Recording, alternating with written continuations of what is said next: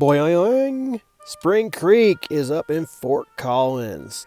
And that means that you're going to go north up I-25 until you get to Harmony Road. You're going to go left and you're going to go west to College. I think that's 287. So a couple blocks up 287 and you're going to turn west again and go down Horsetooth. You're going to go straight towards the mountain that looks like a horse's tooth.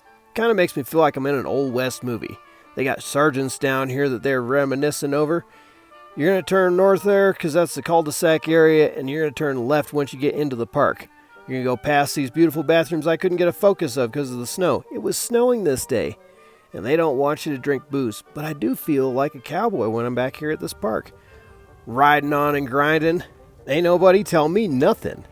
Now, I love all that cowboy stuff. You know what Dustin Hoffman said back in that John Voight movie?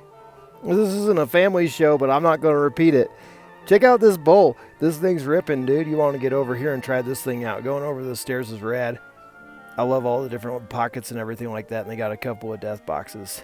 Yeah, this thing will do you dirty. It's as filthy as those Confederate soldiers that were in the good, bad, and the ugly. Then when they got up close and they dusted off their uniforms and found out they were Yankees. Yeah, this thing's got more twists and turns than a bucking bronco.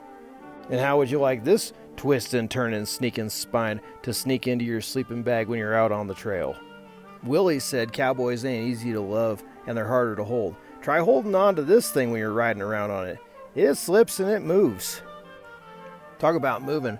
Those cattle drives were something else. I worked for a guy one time who bought 100 acres or something like that south of Castle Rock. He made that money on a cattle drive coming up from Goodnight Lovin'. And how was that for a name? Goodnight Lovin'. Well, he made all that money and he was only 14 when he went on that cattle drive. I know I wouldn't have been tough enough to go on a cattle drive when I was 14. Probably wouldn't be able to. Me, I'm busy trying to avoid the sneaky snake who's drinking all my root beer while I'm trying to wally onto this chip. Speaking of this park, which I rarely do, look at that box. This thing is something else. Yeah, something else. Them old timers were a different breed. I remember one of them telling me about the brown cloud that sits over Denver. He said that thing was here before the whores came to town. Well, you might have a yard sale if you're trying to slap and get up on this thing.